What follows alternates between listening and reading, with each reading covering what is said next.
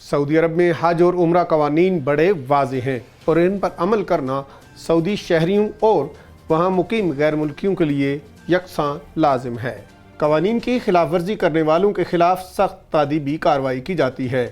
حج season سے قبل مکہ مکرمہ میں پرمٹ کے بغیر کسی کو داخل ہونے کی اجازت نہیں ہوتی۔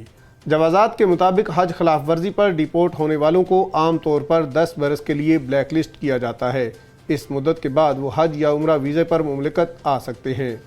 واضح رہے، سعودی عرب میں دنیا بھر سے ہر سال لاکھوں کی تعداد میں لوگ حج و عمرہ کی ادائیگی کے لیے ارض مقدس آتے ہیں۔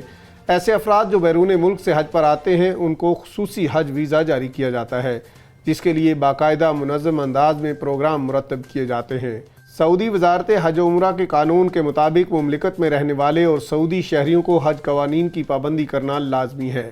حج قوانین کے تحت سعودی عرب میں رہنے والے غیر ملکی یا مقامی شہریوں پر لازمی ہے کہ وہ حج کرنے کے لیے مقررہ حج خدمات فراہم کرنے والی کمپنیوں کے ساتھ خود کو رجسٹر کرائیں اور ان کمپنیوں کے ساتھ ہی حج ادا کریں۔ حج کرنے والوں کو مخصوص پرمٹ جاری کیا جاتا ہے جس کے بغیر حج ایام میں مکہ مکرمہ یا مشاعر مقدسہ میں داخل ہونے کی اجازت نہیں ہوتی۔ ایسے غیر ملکی جو ایام حج میں پرمٹ کے بغیر مکہ مکرمہ جانے کی کوشش کرتے ہیں انہیں چیک پوسٹ سے لوٹا دیا جاتا ہے۔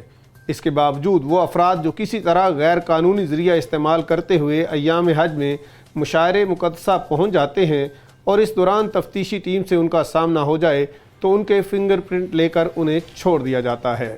ایسے افراد جن کی حج قوانین کی خلاف ورزی پر فنگر پرنٹس سسٹم کا حصہ بن جاتے ہیں، حج کے بعد ان کے خلاف تادیبی کارروائی کی جاتی ہے۔